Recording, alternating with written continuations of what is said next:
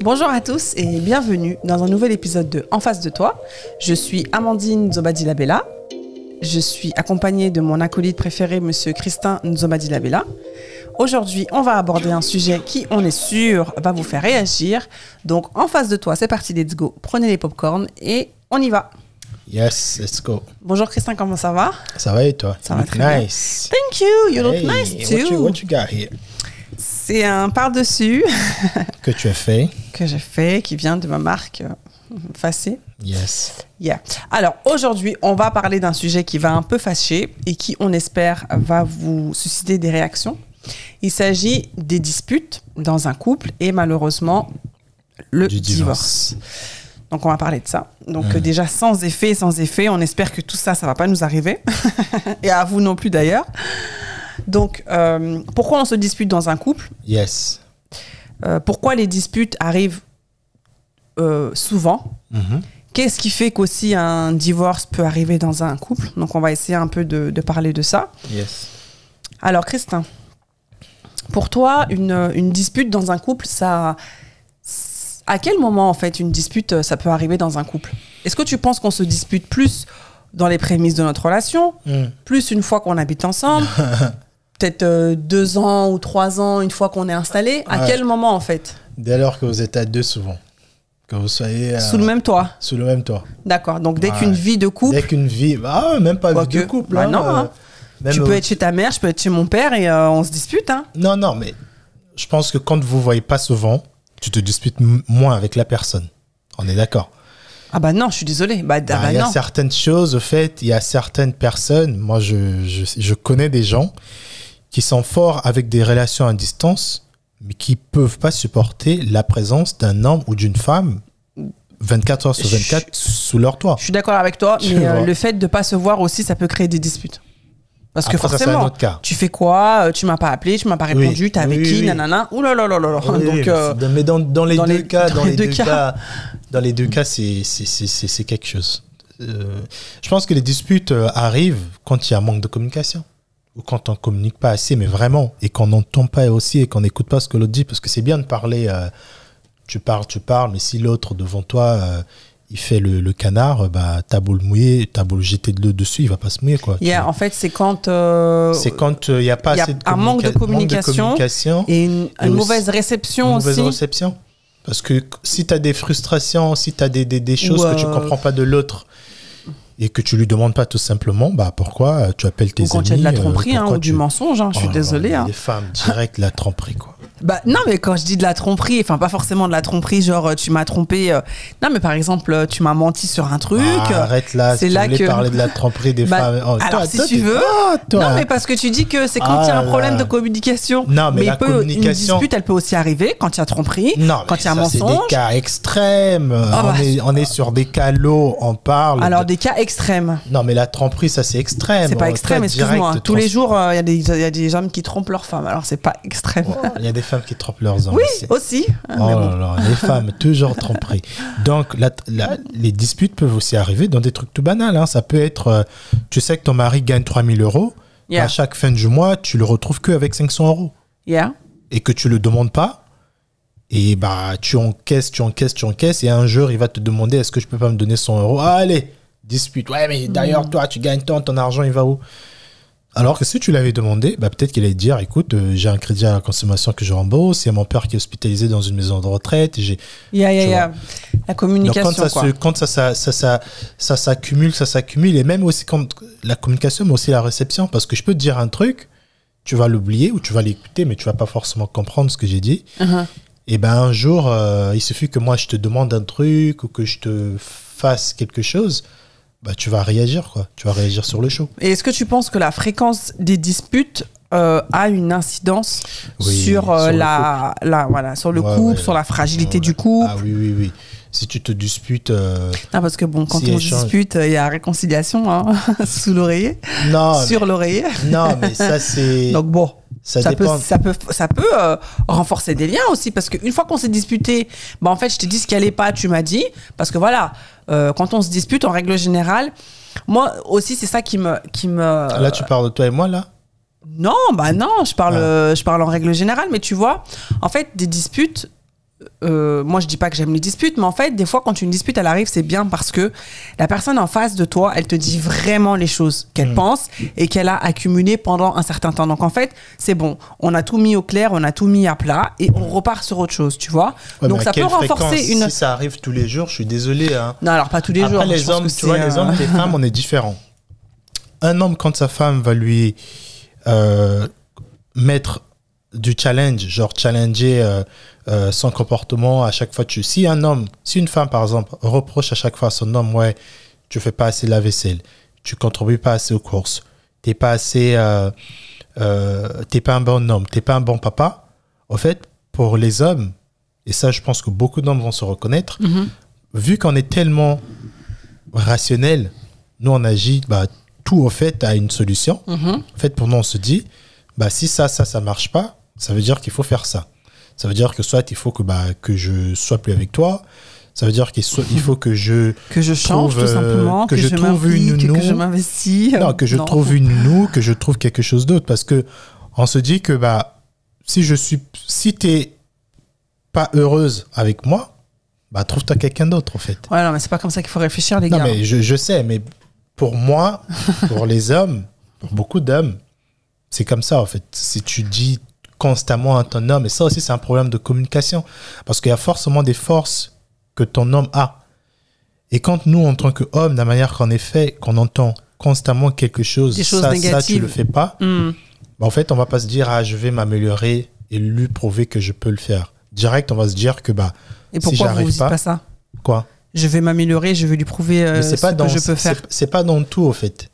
C'est pas dans tout. Dans certains cas, par exemple, dans le cadre professionnel, quand tu as quelqu'un qui te dit ça, tu peux pas le faire, tu vas dire que je vais prouver que je pourrais le faire.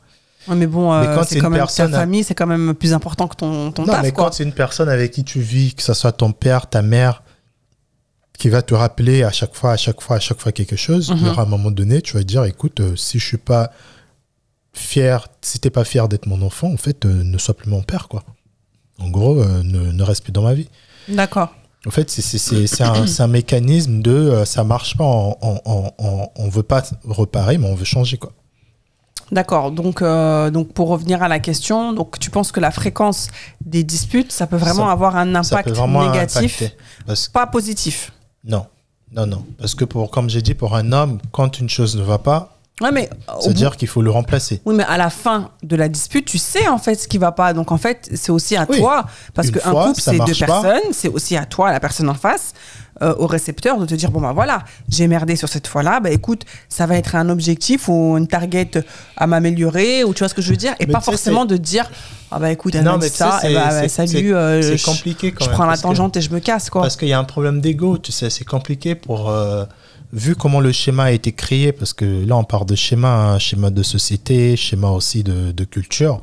Le schéma de société a été créé de telle sorte que l'homme n'est pas censé recevoir des remarques ou des conseils de la femme. D'accord? Ça a été fait comme ça depuis des générations. Et c'est très difficile de briser un réflexe qui a été construit depuis 5 millions d'années. Juste au lendemain comme ça, tu vois. Ce qui fait que, tu vas voir, comme j'ai dit, pour nous, quand ça marche pas, ça change. Quand il y a une femme, aujourd'hui, tu as fait un reproche, effectivement, comme tu as dit, et que tu reconnais que, oui, au fait, j'aurais pas dû lui crier dessus, j'aurais juste dû lui demander. D'accord, tu prends sur toi, tu dis, je veux m'améliorer. Demain, il y a encore un autre truc, et va te dire peut-être, tu me prêtes pas assez d'attention, tu m'offres pas des cadeaux, alors qu'avec ta mère, tu l'appelles souvent. Tu vas te dire, mais c'est vrai que je la considère pas souvent. Mais avant que tu prennes conscience de ton erreur, tu vas être en mode défensif. D'accord. Ça prend du temps aussi de partir de la colère et de redescendre pour comprendre. Tout à fait. Et je pense qu'en tant qu'homme, sur les 5 semaines du mois, si chaque semaine, tu as au moins 3 disputes, des embrouilles, des grosses embrouilles avec ta femme, je pense que pour un homme, très rapidement, c'est synonyme de toi et moi, ça va pas marcher. Ouais, mais faut pas faire ce raccourci-là, quoi. Parce que, comme je t'ai dit, pour nous, c'est pas... pour nous, si un truc ne marche pas une fois, 2 fois, 3 fois, on se dit automatiquement, en fait, il y a 15 000 autres choix dehors. C'est bon, je veux pas être là en train essayer de reparer. Ouais, mais c'est un peu facile quand même, je trouve. Bah parce que pour moi, si je te rends pas heureux, va trouver ton bonheur ailleurs. C'est comme ça qu'on réfléchit, c'est comme ça que beaucoup d'hommes réfléchissent. Mais après, voilà, il y a une exception quand tu deviens un peu mature. Quoique quand tu deviens mature, je pense que tu deviens encore très très sensible à certains trucs. Dès que tu vois un petit red flag, bam, direct tu zappes.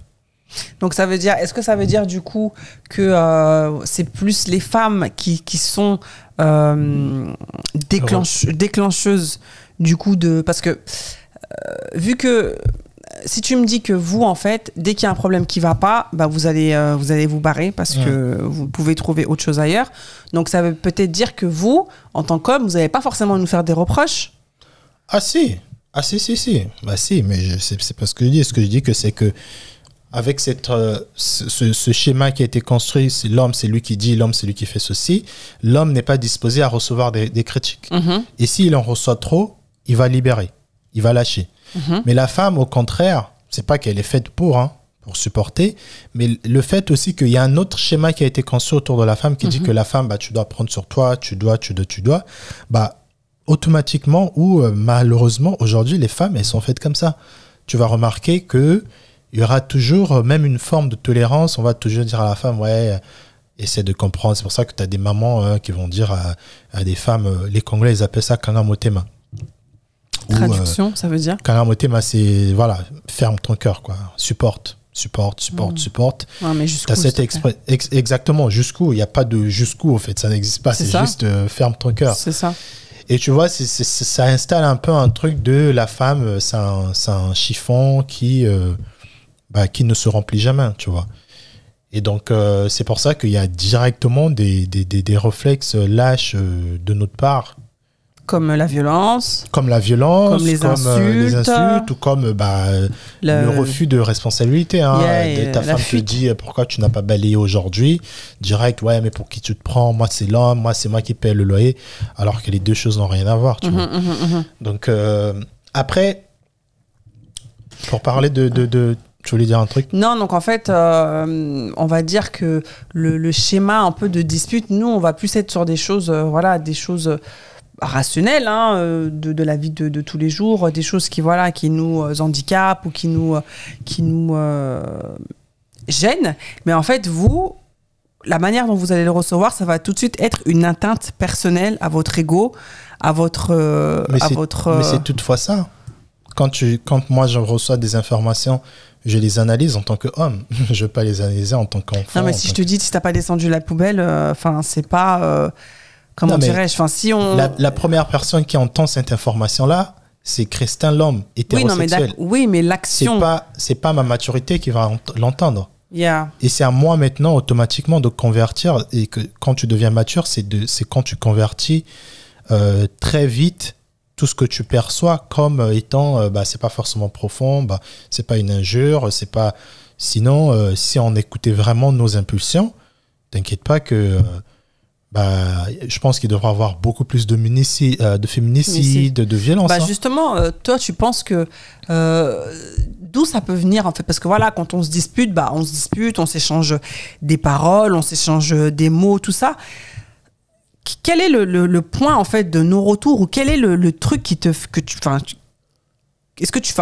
comment dirais-je? Quelle est la chose qui peut te faire, vriller, insulter, taper, alors que à la base c'était une communication, quoi, tu vois. C'est ce que je dis, c'est cette autorité là qu'on a accordée aux hommes, tu vois. On nous a tellement mis à un piédestal qui est on est intouchable. On ne doit pas nous dire quoi faire parce que c'est nous qui avons la force physique. À la maison, c'est nous qui payons les factures. Parce que vous êtes supérieur à nous, quoi. On est supérieur à vous physiquement, mais aussi dans la société, financièrement. En fait, cette supériorité-là, on l'a convertie dans tout. On l'a convertie dans, t'as pas le droit de me dire ce qui ne va pas chez moi. T'as pas le droit. Et vu que la société considère que tu es inférieur à moi, si tu es inférieur à moi, ça veut dire que je peux te tabasser, je peux te tuer, je peux te brûler, je peux faire tout ce que je veux de toi. Tu vois. Et c'est ce que je dis, et même quand tu vois certaines punitions aussi, quand des hommes commettent des actes comme ça, bah, ils prennent 2 fois 5-10 ans de prison. Ils prennent pas énormément. Alors que on sait tous, si tu voles le trésor public ou si tu des trucs d'argent liés à la fiscalité, tu peux prendre 30 ans de prison. Donc je pense aussi que, après je dis pas que les hommes, on est aussi bête à ce point parce qu'on est supérieur, donc on va taper toutes les femmes. C'est pour ça que j'ai dit tout à l'heure que si on faisait pas agir notre maturité, je pense que tous les hommes, ils devraient avoir beaucoup plus de cas de violence. Les hommes qui ne battent pas leurs femmes, c'est parce qu'ils arrivent à prendre le dessus, leur maturité arrive à prendre le dessus sur leur instinct d'homme animal de la société, tu vois. Parce que, moi, quand tu vas me dire un truc, va préparer, je ne vais pas forcément me dire, mais pour qui elle se prend ? C'est moi qui paye. Non, mais après, c'est de la manière dont... Après, il y a aussi un contexte. Il y a la manière dont c'est dit. Je suis désolée, non, si je te demande, est-ce que, Beb, s'il te plaît, ce soir, est-ce que tu peux faire à manger ? Ça peut partir en dispute, je suis désolée. Non, mais même si quand on rentre, on est tous les deux fatigués, tu me dis, est-ce que tu peux pas faire à manger ? Ça va dépendre de quelle personne qui va le prendre. Oui, mais c'est pour ça que je dis que ça dépend du contexte, ça dépend de la manière dont c'est dit, ça dépend aussi, ta journée, de ma journée. Je pense que ça dépend de plein de choses. Ça dépend de la maturité aussi de la personne qui est en face. Il y a certains gars, tu vas leur dire le plus doux possible, pendant que vous êtes posé, est-ce que tu peux pas me faire à manger ? Ou demain, il y a ma famille qui vient, est-ce que tu peux pas préparer ? Pour certains, c'est no way, quoi. No way. Donc, ça veut dire que la dispute, ça ne dépend pas forcément du motif que tu mets sur la table, mais ça dépend aussi du caractère de la personne. Ça dépend beaucoup du caractère. Voilà, ok. Si tu parles à un jeune de 16 ans... Parce que tu peux avoir une discussion très posée avec une personne où il n'y aura pas un mot qui sera élevé plus haut que l'autre. Ou même tu peux avoir des discussions avec des mots élevés et tout de suite, juste après, vous trouvez la solution, vous en rigolez, vous passez. Mais avec quelqu'un d'autre qui a 20 ans, si tu lui reproches sur le fait qu'il n'arrive pas bien mettre de côté son argent, il gère pas bien ses finances, il est à chaque fois en endettement, il va pas bien le prendre. Ça va finir par... il va sûrement appeler des gens pour dire « Ouais, mais regarde ce qu'il m'a dit, regarde... » Justement, d'appeler des gens. Est-ce que tu penses que quand tu te disputes avec ta femme, avec ta petite amie, est-ce que tu penses que c'est bien d'appeler déjà d'appeler une personne de ta famille ? Tu vois, par exemple, on est dans un point où on n'arrive pas à se comprendre, où on est là, on se crie dessus, on n'arrive pas, quoi. Est-ce que tu penses que c'est bien de demander de l'aide d'une personne extérieure pour que cette personne-là nous dise, écoutez, elle nous prenne, elle nous dise, écoutez, toi t'as merdé, t'aurais pas dû, tu vois. Est-ce que tu penses que c'est bien de faire appel à un médiateur, on va dire ? Un médiateur, oui. Après, quelqu'un de la famille, non. Je dirais que c'est pas une bonne idée. Mais le médiateur, tu vas prendre qui ? C'est ça aussi. Un thérapeute, un psy. Oui, mais bon, couple. excuse-moi, pour arriver à un thérapeute, c'est qu'il y a quand même beaucoup de problèmes. Tu peux pas, non, mais pas forcément. Non, mais attends, tu vas pas. Ça fait 6 mois qu'on est ensemble. Bah oui, mais si vous voulez. On s'est embrouillé 3 fois, on va aller voir un thérapeute. Non, mais tu peux aller consulter juste pour parler du futur de votre relation aussi, sans pourtant qu'il y ait un embrouille. Hein. Effectivement, il ne faut pas attendre que vous commencez à vous taper dessus pour aller voir un psy ou un thérapeute ou je ne sais pas comment c'est un sexothérapeute par exemple. C'est au tout début de dire que écoutez, moi je suis aide-soignante, lui c'est un freelance, est-ce que notre vie sexuelle peut pas être impactée ? Elle va vous dire oui, effectivement madame, si vous rentrez fatigué tous les jours et que monsieur il a des impulsions, au bout de 3 mois, ça va le fatiguer et il peut avoir... Oui, il va vous orienter comment... Donc, tu penses que c'est bien de demander de l'aide extérieure ? De l'aide extérieure. Pas de ta famille, pas de tes amis. Famille. Des amis, c'est compliqué parce qu'il y a des séparations après. Tu te rends compte, tu disais à tes potes, et ça arrive beaucoup, hein, ouais, regarde ce qu'il m'a fait, et 2-3 jours après, vous vous séparez, après vous remettez encore, tu vois. Donc, ça dépend d'amis. Moi, je recommande aux gens d'aller voir des conseils, de prendre des professionnels qui sont là pour écouter des couples. Comme ça, il n'y a pas... Mais est-ce que ça se fait beaucoup chez nous les Noirs ? Est-ce que ça se fait beaucoup ? Est-ce que toi, tu te verrais... Ça commence à se faire. D'aller voir une personne, tu vois... De parler. Pourquoi que j'ai jamais essayé, mais ça pourrait être intéressant. Ça pourrait être intéressant. Je me dis, ça pourrait être bien d'aller voir quelqu'un qui ne vous connaît pas, à qui vous donnez vos 2 sujets et après les 2 versions, tu vois, il va pas se baser sur du feeling ou sur quoi que ce soit, il va appliquer, parce que si tu veux aujourd'hui la raison pour laquelle les gens se disputent, oui, il y a le côté émotionnel, mais deux fois, la clé, c'est aussi la communication. Et ça, c'est, en tant que professionnel, toi, c'est ton travail de débloquer des problèmes de communication, des problèmes aussi d'insécurité liés au passé de tout un chacun, tu vois. Et je pense que de fait d'aller voir quelqu'un d'autre qui est professionnel, effectivement, qui va pas prendre part parce que bah, toi, tu es la femme et l'autre, je pense que ça peut beaucoup aider beaucoup de couples, quoi, surtout dans notre communauté. Yeah. Et l'après-dispute, comment on doit gérer l'après-dispute? Parce que bah, forcément, hein, tu m'auras dit des choses qui vont me blesser, qui vont me mettre à terre. Est-ce que, allez, c'est bon, on efface tout et on repart sur une feuille blanche? Est-ce que l'ego, la rancune, est-ce que c'est normal d'avoir de la rancune et de ne pas pardonner, par exemple, à son partenaire? Est-ce que c'est la personne qui a créé la dispute qui doit faire le premier pas pour demander pardon? Est-ce que demander pardon, c'est un signe de faiblesse? Je pense que ça dépend encore de niveau de maturité de tout un chacun. Effectivement, quand tu es jeune, je pense que c'est ce que tu dis.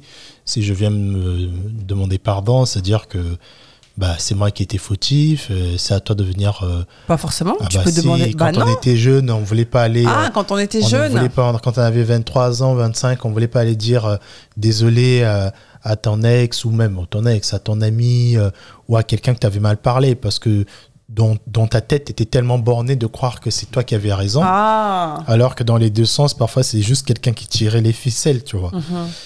Donc, non, je pense que c'est là que se pose le problème. Dans un couple, en fait, on est tellement dans un truc aujourd'hui, on se dit qu'on est en concurrence. Genre, on est dans un couple? Ah bah oui. Bah non. Ah bah oui, aujourd'hui. Bah moi, je suis pas en concurrence avec toi. Non, mais quand je dis en concurrence, ça veut dire que moi, j'ai dit, c'est moi qui avais demandé pardon hier, donc aujourd'hui, c'est toi qui devrais. Ah non, alors. Ou hier, moi, j'avais... je suis désolé, quand toi et moi on s'embrouille, c'est toujours moi qui fais le premier pas. Yeah. Toi, t'as jamais fait le pas. Si, arrêtez. Si, Christin, si. Tu fais beaucoup plus souvent le premier pas que moi. Je fais 80% les premiers pas. Bah, il y a 20%, c'est moi. Et pourquoi tu fais pas les autres pas? Pourquoi toi, tu fais pas les autres? Parce que je suis pas encore redescendue. Bah, parce que c'est ce que je dis. Parce qu'il y a cette concurrence-là. Mais c'est pas une concurrence, babe. C'est qu'on a un certain seuil d'acceptabilité de ce que tu m'as dit, des reproches. Toi, peut-être que les reproches que je te fais, peut-être que toi, ça glisse sur toi et ça coule et que voilà. Alors que moi, quand tu me fais des reproches, bah moi, je le prends vraiment pour moi. Ça me fait vraiment mal et en fait, j'ai besoin de temps pour redescendre et pour oublier, quoi. Donc, c'est pour ça que je ne reviens pas tout de suite parce que j'ai besoin de temps. Mais est-ce que tu oublies mais je suis pas en concurrence. Ou est-ce que tu... Non, mais quand je dis en concurrence, c'est bon, lui, il m'avait pas pardonné, moi aussi, je ne veux pas le pardonner, il va voir comment ça l'avait fait. Alors, j'oublie, pas totalement. Parce que c'est ce que je dis, en fait. Moi, c'est ça que, bon, je vais pas dire que j'aime bien, mais en fait, tu vois, dans les disputes, tu vois vraiment le visage de la personne qui est en face et tu entends vraiment quels sont les reproches. Le visage, je dirais non, mais tu entends la personne, c'est juste qu'elle te dit la vérité, quoi. Oui, bah donc tu vois son vrai visage à la personne. C'est quoi voir le vrai visage de la personne? Bah c'est le visage de la vérité. Ouais, ok. Donc, j'oublie pas. Sur le pardon et sur l'oubli. Est-ce qu'on devrait pardonner ou on devrait oublier? Bien sûr. Alors, t'oublies jamais. Franchement, ton mari, ton conjoint, la personne que t'aimes, elle te dit des trucs de ouf. Des trucs qui te font mal, je pense pas que tu vas les oublier. Tu vas les ranger dans un coin de ta tête. Et pour les ressortir un jour. Soit pour les ressortir, ou soit pour te motiver pour te barrer, ou pour te motiver pour t'améliorer, je sais pas. Mais en tout cas, tu les oublies pas. Après, enfin, moi, je parle pour moi. Après, il faut pardonner, bien sûr. Qui suis-je pour ne pas te pardonner, hein, tu vois? On fait chacun des erreurs. On les admet. Quand on demande pardon, quand c'est une demande de pardon qui est sincère, bah, bien sûr que je te pardonne. Par contre, si la dispute qu'on a eue, elle se répète exactement de la même manière, les mêmes choses, bah, ton pardon, là, je vais commencer à me poser des questions. Je vais dire, mais enfin, c'est quoi? Bah après, deux fois, ça, ce que tu me dis, ça me rappelle des disputes que j'avais avec... des échanges, des disputes que j'avais avec mes ex. En fait, c'est pas parce qu'il y a certains hommes qui vont peut-être... pas surmonter une certaine immaturité dans leur vie, dans leur développement. Ils n'auront pas peut-être fait ce travail-là. Yeah. Et c'est pas parce qu'ils vont tomber à chaque fois dans ce même problème. Après, c'est pas forcément la tromperie. Hein. Ça peut être le fait que... L'addiction à l'alcool, par exemple. Non, pas ça. Des trucs très légers. Je sais qu'il y a des femmes qui sont très sensibles sur le fait qu'on les fait passer. En tout cas, ils ont l'impression qu'ils sont toujours passés en deuxième. Hein, par exemple, je veux avoir 1 000 euros. J'ai un pote qui est dans la merde. Je vais prioriser à dépanner mon pote et pas forcément à remplir le frigo. Ouais, elle passe en deuxième. Ou pas forcément, tu vois. Oui. En fait, il y a certaines femmes qui vont vraiment le prendre sur eux. Yeah. Et pourquoi ils vont le prendre sur eux? C'est pas forcément parce qu'ils sont passés en deuxième 1 fois, 2 fois, 3 fois. C'est peut-être parce que aussi ça va les faire plus mal par rapport à leur état actuel, par rapport au fait qu'eux aussi, peut-être dans leur vie, quelque part, on les a fait passer en deuxième. Et rajouter ces expériences passées-là sur certaines situations, bah, ça va avoir beaucoup plus d'impact. C'est pour ça que d'autres femmes vont plus tolérer la tromperie, parce que peut-être qu'on les a jamais trompées dans leur vie. Et d'autres femmes vont même pas tolérer le fait que leur mari côtoie une autre femme. Tu vois. Donc je pense que, est-ce que, en remettant ça sur notre sujet qui est la discussion, est-ce que aussi le fait que qu'on prenne des choses qui nous blessent ou qui titillent notre orgueil, est-ce que c'est pas aussi par rapport à comment on est? À nos relations. Est-ce que ça sort pas aussi un comportement de nous qui est enfoui? D'accord. Bah, peut-être. Hein. Si, ça se tient, hein, ce que tu dis, hein, peut-être. Hein. Non, je pense que c'est ça. Hein. C'est pour te laisser finir. On dit qu'on ne comprend pas les choses comme elles sont, mais on les comprend comme nous sommes.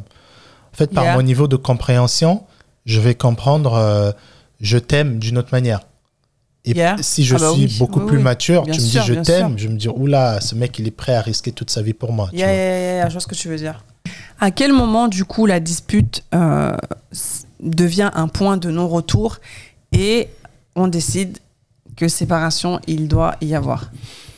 Moi je pense que le divorce c'est juste Alors, on va pas parler de divorce, on va dire séparation. Déjà, moi je pense que la séparation, pareil, tout arrive sur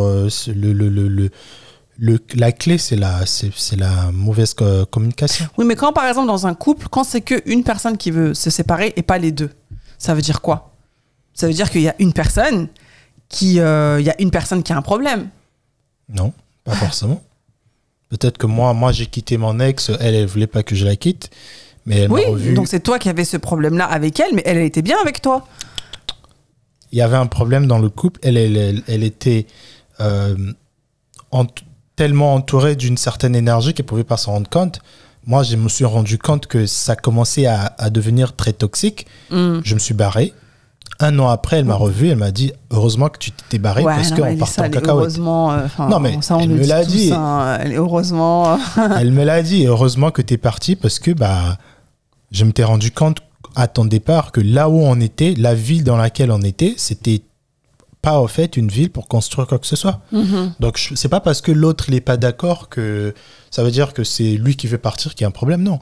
Des fois tu veux quitter ta femme parce que tu vois que ta femme elle gagne 5 000 euros, elle reste que avec son euro, elle est addictive, elle consomme, elle brûle tous ses sous dans la drogue ou dans l'alcool ou dans des jeux du hasard. Je suis désolé, des femmes comme ça, si demain, toi, l'homme, tu décides de le quitter alors que ta femme, elle est à fond sur toi, elle veut pas que tu lui quittes. Moi, si je quitte une femme comme ça, ça ne veut pas forcément dire que c'est moi qui ai un problème. C'est elle qui a un problème. Et oui, mais tu as aussi un problème avec elle. Tu as un problème. Non, mais j'ai pas un problème avec elle. J'ai un problème sur le fait qu'elle n'arrive pas à arranger quelque chose. Donc, tu as un problème quand même. Tu as un problème avec sa gestion financière, avec son addiction. Tu as un problème. Bien sûr. Voilà. Donc, la personne qui décide de stopper une relation, c'est... Non, mais c'est pas elle qui a un problème. Genre, je me barre parce que ça va pas. Donc, c'était moi le problème de non, moi je dis séparation. pas c'est moi le problème. Ah, d'accord. Moi je dis que à un moment donné, tu te rends compte que il y a un problème, quoi. Il y a un souci. En fait, parce que des fois, tu vois, quand on est en couple, on peut vivre en couple, mais on vit pas le couple de la même façon. Ah ben bien sûr. On vit pas. Des fois, t'en as qui sont à fond, l'autre il est à fond, l'autre il est pas du tout à fond. Et après, à un moment donné, tu te rends compte que en fait. on va pas se mettre en appart, ou tu vois. Enfin, tu te rends compte qu'il y a des grosses différences. Et c'est de là où je dis que quand il y a une personne, quand les deux, elles sont d'accord en mode, bon voilà, effectivement, ça va pas. Après, ça peut aussi se decrease avec le temps. Ça peut être comme ça au début. Et avec le temps, tu découvres vraiment la personne. Et cette estime-là de la personne, elle descend là. Il y a d'autres personnes, il y a d'autres meufs, tu les dates pendant 3 ans ou 2 mois à l'extérieur. Quand tu les mets dans la maison, tu te rends compte que c'est pas des femmes qui peuvent être des femmes de foyer ou des partenaires de vie de tous les jours, tout simplement.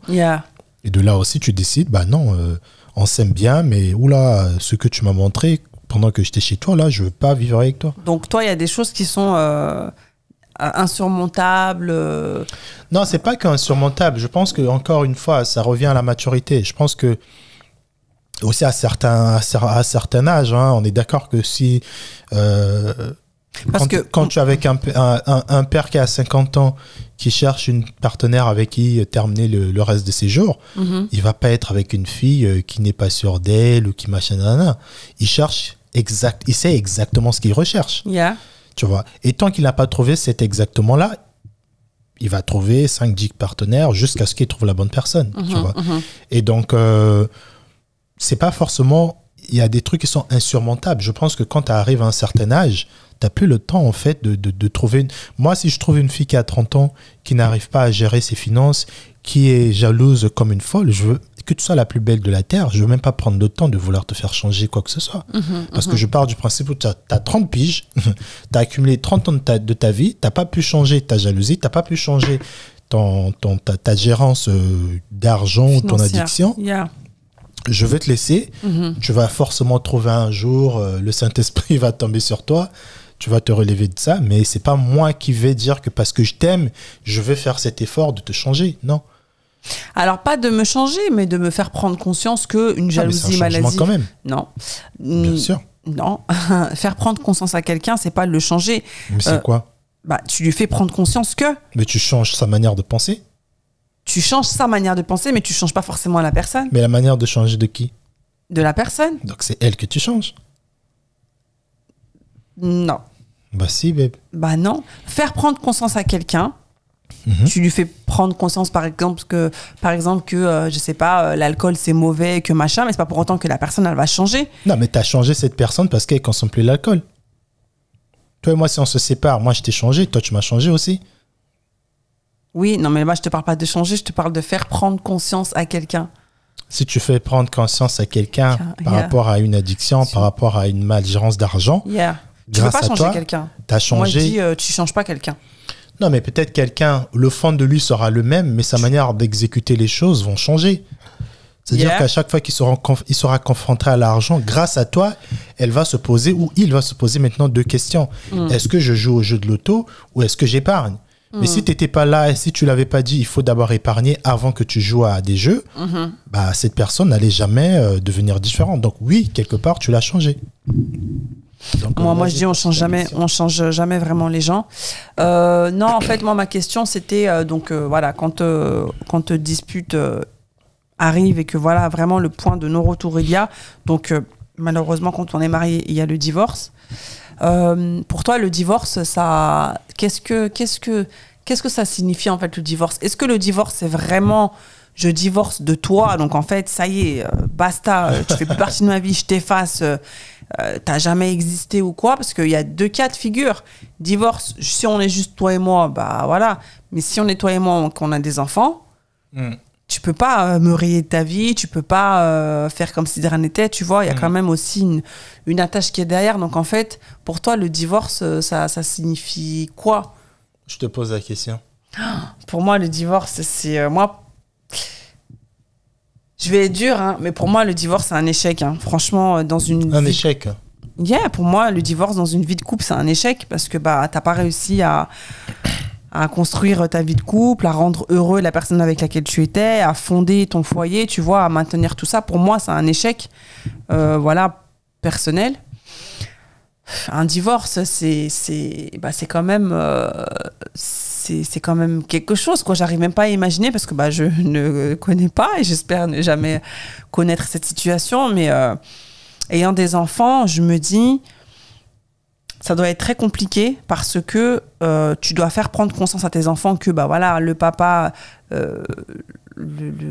la personne qui partageait ma vie, elle sera plus là. Je sais pas. Franchement, en fait, je pense que quand divorce il y a, je pense que tu dois te poser mille et une questions.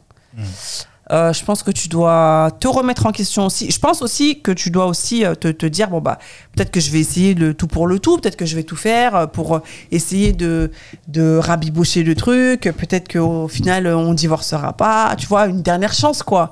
Tu vois, d'essayer, tu vois, de sauver un peu ce qui reste.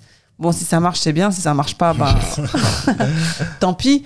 Mais franchement, ouais, moi, le divorce, moi, je vois ça comme un déchirement, en fait. Ouais. Le déchirement de ta famille, le déchirement de toi aussi en tant que femme, en tant que mère. Ouais. Parce que, bah voilà, hein, moi, je me dis, toi et moi, on s'est mariés devant toute notre famille, devant tous nos amis. Demain, on va m'appeler, oui, alors et tout. Bah écoute, on a divorcé. Enfin, pour moi, c'est vraiment un déchirement, quoi. Est-ce que c'est plus lourd parce qu'il y a la famille qui est impliquée ou c'est parce que bah, c'est plus toi en tant que personne? Les deux.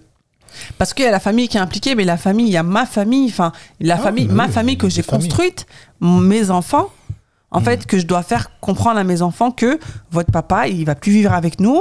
Peut-être qu'il va falloir que vous alliez le voir que des week-ends, que des vacances. En fait, c'est vraiment un chamboulement dans une vie qui peut avoir beaucoup d'incidences. Si vous décidez que ça ait beaucoup d'incidences. Voilà, c'est ce que j'allais dire, qui peut avoir beaucoup d'incidences sur le futur. Parce qu'effectivement, tu peux te divorcer avec ton mari de manière très cordiale, ça se passe très bien. Et vous arrivez ça se passe très bien, il y aura toujours un qui va non, mais je veux dire, c'est pas dans les cris, c'est pas dans les déchirements, c'est pas dans les insultes, c'est pas dans les... Tu vois, même si tu as de la rancœur envers moi...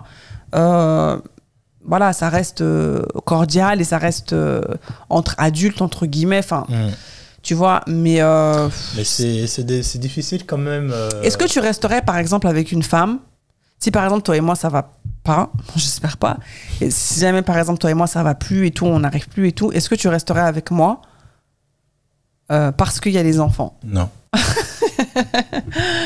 Bah moi, si. Moi, je serais capable... Oh là là. Ah si hein. Ah ben après non mais après ça dépend. Ah mais t'es une ouf toi. Non mais après ça dépend ça moi, ça va pas. Tabasse, on non mais un voilà makiwara, bien sûr. Moi dans la mesure parce que t'as honte de divorcer. Ah non c'est pas que j'ai honte. Moi c'est pas la honte en fait. Moi c'est juste. C'est quoi?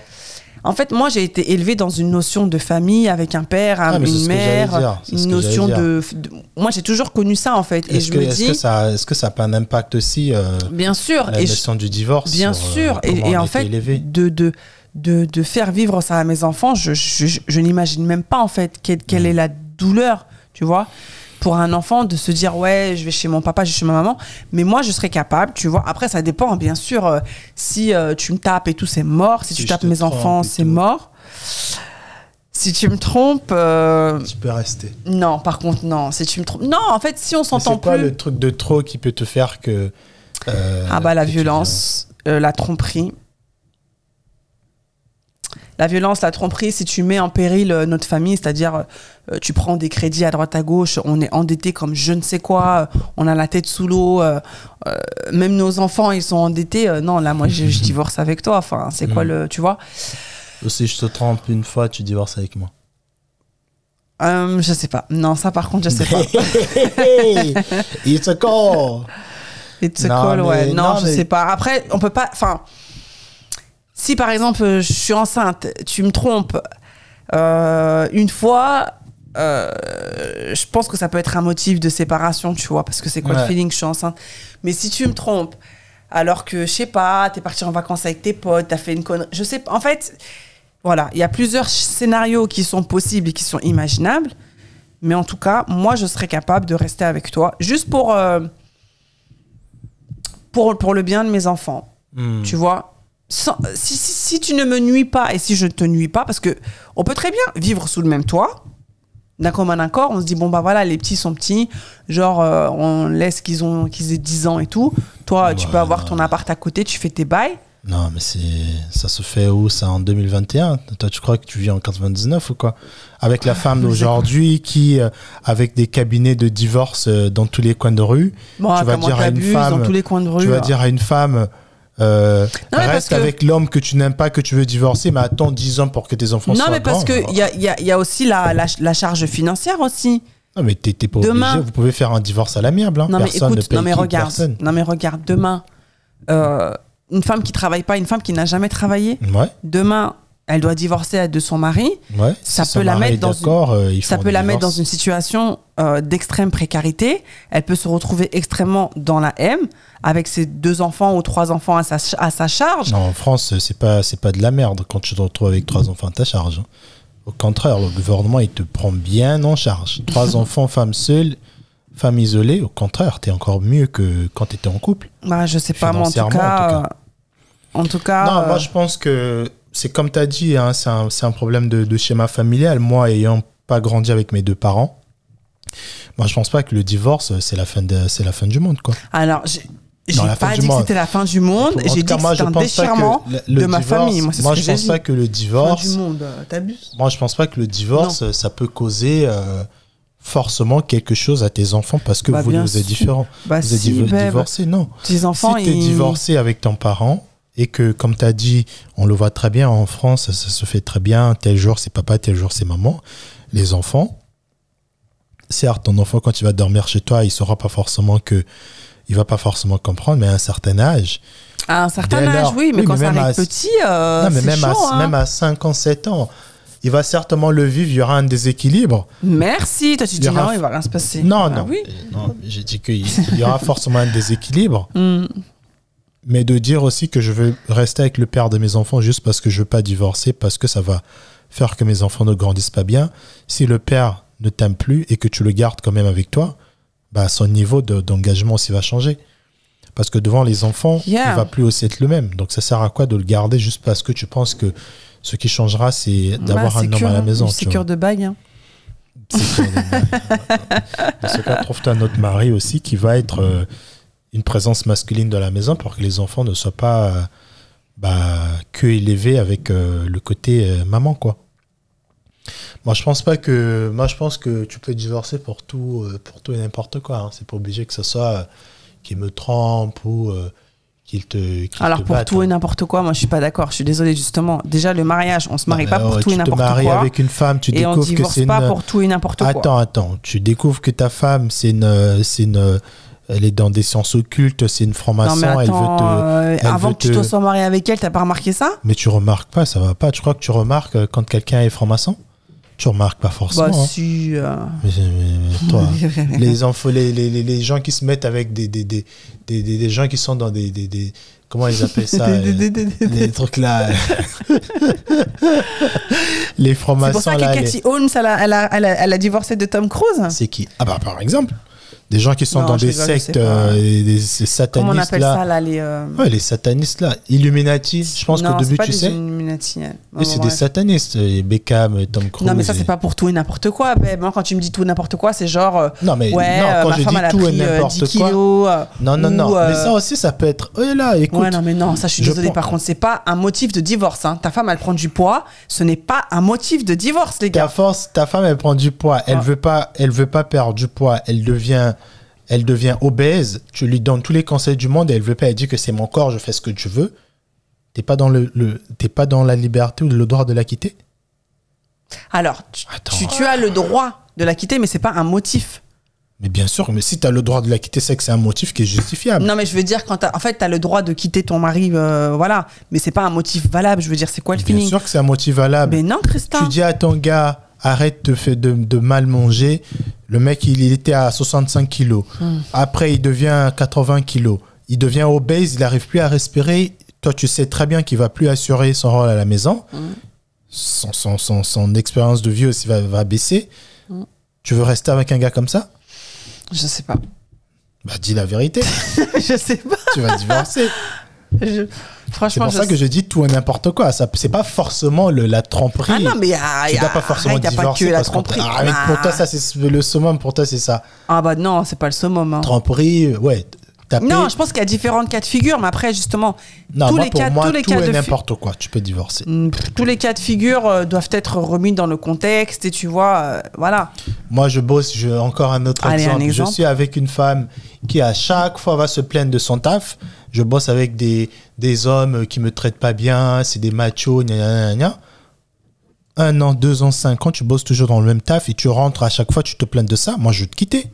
Tu veux que je fasse quoi à cette femme? Et tu vas divorcer pour ça. Mais tu veux que je lui dise quoi? Qu'elle va me pourrir? Tu peux la rebooster, tu peux lui en fait, quand tu te maries avec quelqu'un, vous êtes une équipe en fait, donc tu peux lui donner des pistes pour qu'elle change. Je lui donne les pistes pendant 10 ans, elle change pas. Je dis pas qu'au début. Donc quand les gens vont dire pourquoi tu as divorcé ta femme? Parce qu'elle voulait travailler avec les francs-maçons qui lui mettaient la main dessus pendant 5, 10 ans, 15 ans, elle voulait pas. Alors que moi, j'ai un boulot à côté, je voulais qu'on bosse ensemble, elle voulait pas. En fait, divorcer, en tout cas quitter une personne, parce que le mot divorcer, ça fait un peu peur. Quitter la personne, ça... c'est pas pareil. Hein. Quitter et divorcer, c'est pas pareil. Non, mais divorcer, c'est juste légalement. Oui, mais c'est pas pareil. Quitter, divorcer, c'est pas pareil. Ce qui fait la différence, c'est juste le côté légal, paperasse. Mais sinon, donc ce n'est pas pareil. La finalité, c'est quitter la personne. Moi, je pense que tu peux quitter la personne pour tout et n'importe quelle raison. Tu n'es pas obligé de te sentir à la fin de tes jours pour que tu dises que là, il m'a vraiment fait mal. Non, tu n'es pas obligé d'attendre le dernier coup pour partir. Après, Christin, chacun, oui, mais c'est pas tout le monde qui réfléchit comme ça. Je suis désolée. Hein. Non, mais chacun peut partir à un moment où oui, chacun peut partir à n'importe quel moment, mais ce n'est pas tout le monde qui a cette capacité de dire c'est bon, au premier truc, je me casse. Parce qu'il y a aussi cet aspect de seconde chance. Je te laisse ma seconde chance. Bon, je vais prendre l'exemple de la tromperie, non, je rigole. Mais par exemple, voilà, par exemple, on s'est embrouillé, tu m'as mal parlé, je vais pas dire ah bah c'est bon, moi je te quitte parce que tu m'as mal parlé. Non, je vais te dire bon bah voilà, il m'a mal parlé parce que j'ai levé ma main sur toi. Il m'a mal parlé parce que tu vas dire quoi? 50 chances? Non, ça, mais après ça c'est des trucs qui sont rédhibitoires. Non, mais après tu vas me dire ça dépend. Si j'étais sous et que toi tu as voulu prendre ce moment-là pour me dire une certaine chose et que je te mets une gifle, est-ce que parce que j'étais sous et que je t'avais giflé, que tu dois divorcer avec moi?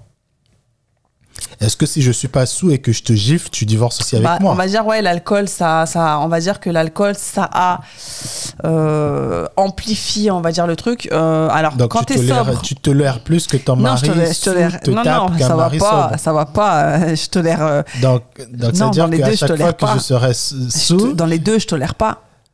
Ben, tu vas divorcer dans quel cas? Si je suis sobre et je te tape? Dans les deux cas, je divorce. Tout à l'heure, tu réfléchissais. Si ton mari est sobre, il te tape, et ton mari est sous, il te tape, tu divorces. Non, mais après, chacun a sa... Comment dirais-je? Chacun a son seuil de tolérance. Bien sûr qu'il y a tapé et tapé, tu vois. Chacun a son seuil de tolérance, mais c'est vrai que le divorce, moi, c'est vrai que c'est un mot qui me... C'est un mot qui fait peur parce qu'il a été le storytelling de ce mot. Bah déjà, ouais, tu divorces pas comme ça. Hein, pour divorcer, excuse-moi, il y a des paperasses, faut que tu prennes un avocat, tu payes des trucs. Enfin, c'est pas comme se dire... Vous pouvez le faire à l'amiable aussi, vous vous entendez. Bah non, parce que j'ai porté ton nom. Parce que demain, si je retrouve quelqu'un et je me marie, je vais faire comment? Il faut que je sois divorcée avec toi. Bien sûr. Bah voilà. Non, mais ce que je dis, c'est que si les deux, vous êtes favorables. Parce que pourquoi ça coûte cher? C'est parce qu'il y a un qui n'est pas favorable. Non, c'est faux. C'est faux, babe. Ça coûte cher parce que c'est comme ça, parce que c'est une institution derrière qui a été mise en place. Mais Christin, le divorce ne coûte pas parce qu'il y a une personne qui est d'accord et l'autre qui n'est pas d'accord. Le divorce, il coûte cher parce que ça coûte cher, c'est comme ça. Ma soeur, elle est divorcée, elle a payé 15 000 € à quelqu'un. Il y a des avocats aussi aujourd'hui en France, si tu veux divorcer, tu payes 0 €. Tu payes 0. Mais n'importe quoi. Alors là, par contre, non, c'est faux. Non. Eh ben, allez voir sur Internet, vous allez voir que j'ai raison. Le divorce, ça coûte de l'argent. Mais il y a des avocats de famille aujourd'hui. La femme qui est maltraitée, qui est tabassée par son mari. Le mari, il n'a pas de sous. Les deux, c'est des RSA. La femme, elle veut divorcer. Si le mari, il va avoir l'argent où pour payer la femme? Il y a des avocats de famille qui vont faire que votre divorce, certes, ça va prendre des années, ils vont s'occuper de ça et tu payes 0 €. Tu crois que le divorce... Mais on n'est pas aux États-Unis, hein, on est en France. Hein. Parce que qui dit divorce dit frais d'avocat. Ensuite, le divorce, tu demandes aussi des choses à l'autre personne, à ton conjoint. Mais tu n'es pas obligé, au fait. C'est de ton droit, Mais t'es pas obligé. Non, mais j'ai pas dit que c'était une obligation. Ah ben non. J'ai dit on va te dire que quand tu es divorcé, vous avez fait bien commun. À la fin, est-ce que tu veux prendre ce que ton mari a? C'est là que ça prend du temps parce que ton mari, aussi, il doit montrer tous les biens qu'il avait acquis, son travail, nanana. C'est là que ça prend du temps. Mais si tous les deux, vous êtes favorables que vous divorcez... Donc toi, tu dis que le divorce, ça coûte 0. En Europe, en France, ça peut coûter 0. Ça peut coûter maintenant. Non, si vous êtes favorables tous les deux, ça peut coûter 0. Je suis pas sûre. Je te dis, ma soeur, elle a divorcé, elle a payé à personne. Tu payes à personne. Il y a des avocats qu'on vous donne dans la famille. Ça va prendre du temps, certes. C'est des avocats de la fonction publique. Tu payes rien. Ils s'occupent de ça. Ça prend du temps. Mais vous divorcez. Après, le mari ou la femme peut dire que parce que j'étais marié avec toi, il faut que tu me payes tant. Parce que tu n'es pas aussi obligé de payer ça. Il y a aussi des avocats derrière qui peuvent s'occuper de ça. Voilà. Pour parler du côté...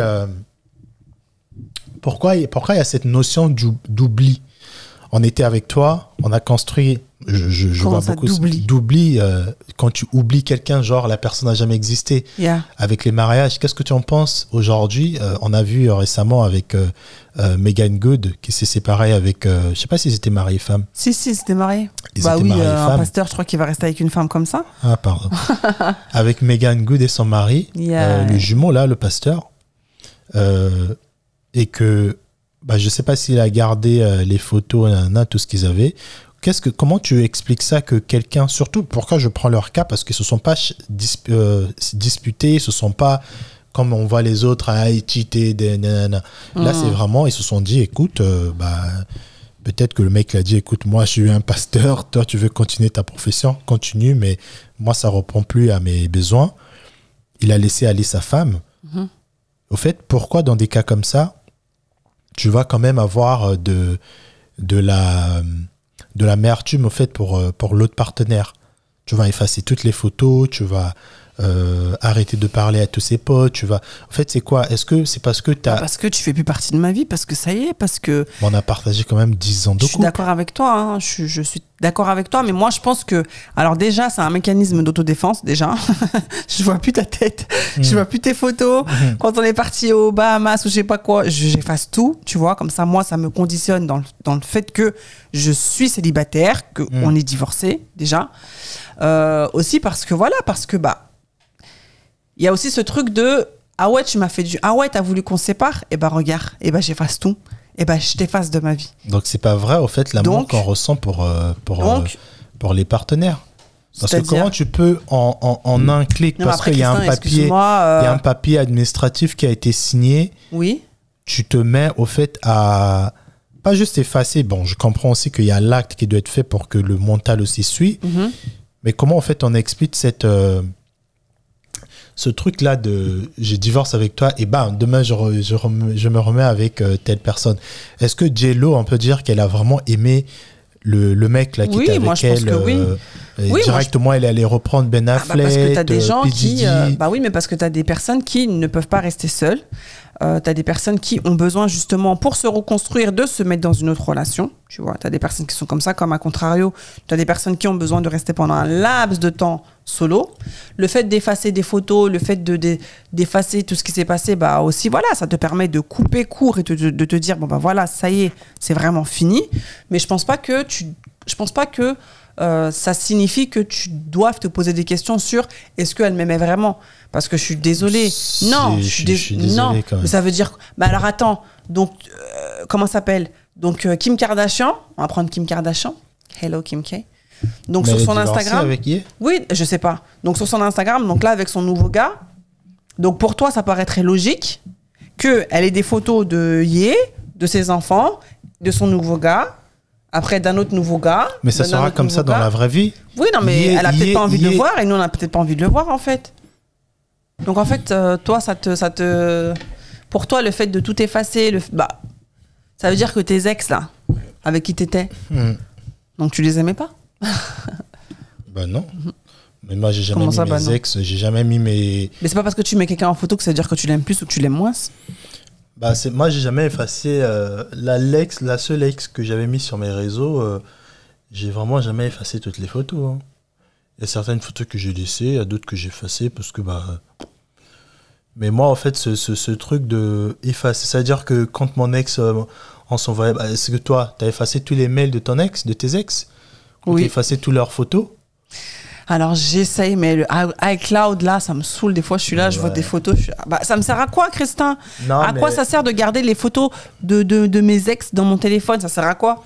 Non, je vais être en mode nostalgique. Non, mais c'est dans ton cerveau. Donc, dans ce cas, oui, non, mais c'est dans mon cerveau. Dans ce cas, va payer aussi un neurologue qui l'efface un certain souvenir. Mais c'est quoi le rapport? J'ai pas envie d'effacer dans mon cerveau, mais je vais l'effacer sur mon téléphone parce que j'en ai pas besoin. Parce que sur mon téléphone, je vais créer de nouveaux souvenirs avec mon nouveau gars.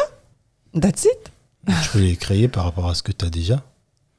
Je les crée par rapport à ce que j'ai déjà donc, dans mon cerveau, mais en physique, que j'ai envie de voir et que j'ai envie de kiffer quand je regarde, attention, je ne veux pas voir les photos. Attention, je ne dis pas aux gens de garder les photos de leur ex sur leur téléphone. Je dis juste... Tu dis pourquoi tu les as effacées et tout. Oui. Je dis juste que je trouve ça très bizarre quand même que certaines femmes, certains hommes, mais moi je parle du cas de femmes parce que c'est ce que je vois, je trouve ça très bizarre quand même que certaines femmes aient cette rapidité-là de... Pourquoi? Parce que c'est plus ces hommes normalement qui sont plus rapides? Non mais non, qu'est-ce que tu racontes? Non mais je sais pas. Non mais que c'est les femmes, en tout cas, après ça peut être dans les deux cas, mais moi je parle de ce que je connais, désolé. Que les femmes en tout cas aient ce truc de... la veille de leur annonce publique, souvent c'est ça, hein, parce qu'il y a des gens, ils se sont divorcés depuis, on ne le savait pas. L'annonce est juste faite sur les réseaux sociaux le 10 janvier. Et cette femme-là, quand de chez eux, on va dire que le 10 janvier, un tel s'est divorcé, tu repars sur le profil de cette femme et elle leur a pris quand même le temps d'effacer 2000 photos avec ce mec-là. Elle a le droit. Non, je me dis, elle a le droit, mais et qu'elle n'aura même plus envie, au fait, En fait, ce mec-là aura comme s'il n'aurait jamais existé dans sa vie, quoi. Si, il aura existé dans sa vie, mais en tout cas qu'ils aient des enfants ou pas. Hein. Oui, il aura existé dans sa vie, mais en tout cas, sur ses réseaux, elle n'a pas envie de... Parce que sur les réseaux, c'est aussi de l'instant présent, tu vois, l'instant T, tu vois. C'est comme des gens qui, sur leur profil Instagram, qui suppriment... Il y a plein de gens aussi qui suppriment toutes leurs photos. Enfin, qui laisse, par exemple, je sais pas... ça, c'est tes photos. C'est c'est pareil, Christin. Les photos de mon gars, de mon ex, c'est mes photos. Je les supprime parce que j'ai envie de les supprimer. Si, je suis désolée. Hein. En tout cas, donnez-nous votre avis. Les photos, c'est autre chose. Mais moi, c'est surtout les sentiments. Encore, les photos, ça se comprend. Mais les sentiments, c'est pas parce moi aussi, que je vais pas laisser les photos de mon ex sur mon téléphone, mais c'est plus les sentiments. Mais les sentiments, ils sont toujours là. Non, mais pourquoi on va être... moi, je connais des femmes qui vont être vraiment folles de rage de voir que leur gars... a toujours des anciens mails de leur ex, quoi. Limite pour eux, au fait, moi je connais, hein, j'ai une ex qui m'avait sorti une connerie comme ça de supprime toutes les photos ou toutes les conversations sur Facebook ou sur Instagram. Bon, Instagram à l'époque, il n'y avait pas trop, mais supprime toutes les conversations avec ton ex. Ça, c'est de l'insécurité. Ou ton téléphone ou les mails. Mais je me dis, au fait, non. Ouais, mais après, aussi, ça pose aussi la question, pourquoi tu les gardes, quoi? Je suis désolée. Je ne veux pas aller filtrer tous les mails de mes ex et tous les effacer. Ils sont là. Pourquoi pas? Comme leur sentiment est toujours resté dans mon cœur, mais je ne veux pas... les oublier. En fait, moi, pour moi, faire ce personne, elle te demande pas d'oublier. Hein. Si, bien sûr. Tu t'oublieras jamais une personne avec laquelle tu as été. Je suis désolée. Tu veux pas, la personne, elle veut pas que tu aies encore des sentiments pour cette personne-là. Non, je pense que elle veut pas que la vision de certaines choses, ça te renvoie à ce que vous avez vécu.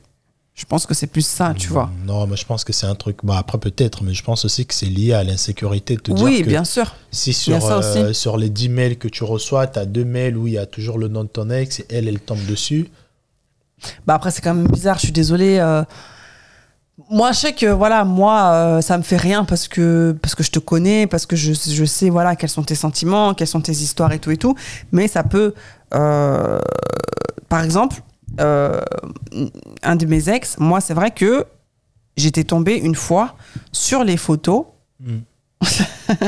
sur des photos intimes lui et de son ex. Non mais ça c'est différent. Et j'étais en mode what the hell. Et j'ai pété un câble. Je me rappelle, j'ai pété un plomb. Je me rappelle, on devait aller à un mariage, bref. J'ai pété un plomb parce que je me suis dit mais c'est quoi le feeling? Pourquoi tu gardes? C'est la même chose dans ces cas-là. Non mais c'est pas la même chose. C'est des photos. C'est des photos. C'est des photos intimes. Là, c'est le côté, la jalousie qui revient. Mais je veux dire que demain, toi et moi, je regarde ton iCloud et tu as des photos de selfie avec ton mec, vous mangez la langue et tout. Yeah. C'est bon, quoi. Mais oui, par contre, même si je suis pas jaloux, je tombe sur des photos en train de faire l'amour avec ton ex. Oui, ça va me faire quelque chose. Bon, il n'y en a pas, de toute façon. Alors. Non, mais je peux comprendre. Je peux comprendre que... Moi, je peux comprendre que tu effaces tout parce que tu as envie de tourner la page. Bah oui. Tourner la page de 10 ans de vie de couple quand même avec quelqu'un. Et alors? Est-ce qu'on a vraiment eu de la considération pour cette personne-là, quoi? Mais ça veut... Bah oui. Donc un homme qui est resté 10 ans avec sa femme, il a eu 3 enfants, il est resté 10 ans avec sa femme, il va aller voir ailleurs, il va prendre une petite minette, une petite jeune. Il va quitter sa femme pour une petite jeune, donc ça veut dire que les 10 ans avec laquelle il a... Passé avec sa femme? Il considère plus rien? Bah, bien il sûr. n'a pas considéré? Bah alors? Bah c'est la même chose. Mais c'est quoi cet exemple? Bah si, c'est... Non, tu m'as pas compris? Tu m'as pas compris? Non. Tu dis que parce qu'on efface des photos ou parce qu'on se remet vite dans une relation avec quelqu'un, ça veut dire que ça n'a pas compté la relation précédente. Non, pas ça n'a pas compté. Est-ce que c'était sincère, quoi? Bah, mais après, on ne sait pas, Christin, sincère ou pas. Et puis, de toute façon, ça change quoi? Bah, ça change quelque chose de te dire que comment tu peux me détester du jour au lendemain alors qu'on a passé 10 ans. Ouais, mais si tu m'as fait du mal, si tu m'as quitté comme un torchon, si tu m'as trompé dans tous les sens et que je ne savais pas et que du jour au lendemain, on m'annonce un tableau comme ça. Non, si tu m'as tapé, si tu m'as... Mais tu sais pas, nous les femmes, on a cette capacité... Nous, comme tu as dit, hein, on encaisse. Le jour où on dit stop, le jour où on dit c'est fini, là, c'est fini. Et là, vous avez mal. Ah bah oui, mais ça ne veut pas dire que je t'ai pas considéré, ça veut juste dire que là, à cet instant, j'ai décidé que c'est bon. On efface toutes les photos. Mais même quand on a les appels, moi j'ai pris l'exemple du pasteur et Megan Good, ils se sont pas tapés, ils se sont même dit I love you. Mais qu'est-ce que t'en sais? T'es avec eux, t'es dans leur maison, babe. Peut-être qu'il l'a tapé, hein. Tu sais pas. Ah bah la vie des stars, on la connaît pas, on la connaît que 15 ans après. Donc franchement, en tout cas, est-ce qu'il faut garder les photos de ses ex ou pas? En public, non, mais peut-être en privé, si. Mais pourquoi faire? Bah c'est ta vie passée, Après, moi, j'ai pas toutes les photos de mes ex, mais j'ai les. Non, mais pourquoi tu as besoin d'avoir ces photos-là? Tu te rappelles pas ce qui s'est passé dans ton cerveau? Il y a plus de place? Il est saturé? Elles sont là, comme elles sont dans mon cerveau. Bah alors, garde-les dans ton cerveau. Bah, je les garde aussi en physique. Moi, après, ça me dérange pas, ça me fait rien, mais c'est juste pour essayer de comprendre un peu le cheminement. Moi, en tout cas, j'ai essayé de tout effacer, mais iCloud me rappelle que la connexion, elle est faite. En tout cas, donnez-nous votre avis. Est-ce que c'est bien ou pas de garder les photos de ses ex? Est-ce que c'est bien ou pas de refaire sa vie directe? Est-ce que, comme Christin il a dit, le divorce, on peut divorcer aujourd'hui pour tout et rien? C'est ce que tu as dit? Yeah, pour tout et rien, t'es pas obligé d'attendre que ton mec te fasse de la misère pour que tu le quittes, quoi. Pas de la misère, mais... de la misère. S'il te trompe 5-6 fois, il te fait de la misère. S'il te tabasse, il te fait de la misère. Si c'est une femme qui n'arrive pas à contrôler sa dépense, à chaque fois, elle se retrouve avec 0 alors qu'elle a eu son salaire hier, moi, je te quitte. La femme, oui, bah oui. Je suis un homme, je pars pour toi. T'as raison. En tout cas, est-ce que tu voulais rajouter un truc? Non. Juste par rapport à ce qu'on a dit en premier, donc le plus important, c'est la communication. La communication, c'est important. Et pourquoi? Communication verbale, non verbale aussi. Hein. Donc, en communication, tu communiques comme ça, tu vois. Si, il y a un livre en plus. On va communiquer après, à la fin, là, on va communiquer. On va communiquer, ouais. Non, mais oui, communication. Il y a et ce que j'ai dit par rapport au fait que quand on nous dit des trucs, on les prend mal. C'est pas forcément parce que ce qu'on a dit, c'était mal, mais c'est par rapport à nous. Moi, je le dis parce que je connais des gens, que ce soit mes relations ou des amis. Le gars, tu vas juste lui dire, ouais, mais gars, mais tu t'es pas lavé ou quoi? Tu sens? Ou qu'est-ce qui ton odeur, il est fort. Le gars, il va tellement mal le prendre parce que c'est déjà. Normal, babe, hein. C'est pas le feeling. Moi, tu viens de dire ça. Non, mais ça, c'est un exemple. C'est pour dire que tu vas dire à ta copine, mais au fait, qu'est-ce qu'il y a? T'arrives pas bien à gérer tes sous. La fille, peut-être que 5 ans avant que tu la rencontres, elle était fichée Banque de France. C'était une ancienne poker et jouait chaque fois au poker. Et elle a réussi, avant qu'elle te rencontre, de se mettre clean avec l'argent. Quand tu vas lui dire ça, tu vas remettre tu vas la remettre dans sa situation ancienne situation. C'est pour ça qu'il y aura certaines femmes. Et d'ailleurs, c'est pour ça quand je vais te parler, moi, je vais te dire un truc, ton ami va te dire la même chose, tu vas plus considérer ce que ton ami va te dire. Alors, peut-être pas plus considérer, mais je vais considérer autrement. Tu vas venir, tu vas dire, ah, mais tu sais, il faut que je mette 1 000 € de côté. Bitch, please. C'est ce que je t'ai dit tout à l'heure, tu vois. Donc, moi, je pense pas que c'est forcément que nous, les hommes, ou tout simplement que les gens, ils vont te dire un truc qui va te faire mal. C'est plus ton insécurité. Moi, tu peux me dire, je sais pas quoi, comme tu m'as dit, on se chamaille, toi et moi, là, 10 minutes après, je viens, on fait la paix, quoi. Parce que, je suis un passoire, quoi. Je suis pas là pour... je suis pas là pour me faire de la peine, de me mettre des trucs sur moi. C'est qui ça va faire mal? C'est moi que ça va faire mal après. Yeah, j'avoue. Let go. Yeah, let go and communicate. Communicate. Yeah, c'est important. Mais en tout cas, nous, on va communiquer. On va communiquer. À notre manière. On vous remercie beaucoup d'avoir regardé cet épisode. N'hésitez pas à partager, commenter, liker, à nous laisser en commentaire ce que vous pensez de cet épisode et vos expériences aussi passées par rapport à ça. Yes. Merci beaucoup, Christin, pour ton avis sur ce sujet. Et on vous dit à très bientôt. N'oubliez pas de vous protéger en cette période de Covid. Team vaccin, team anti-vaccin. Et on vous dit à très bientôt pour un nouvel épisode de En face de toi. En face de toi. En face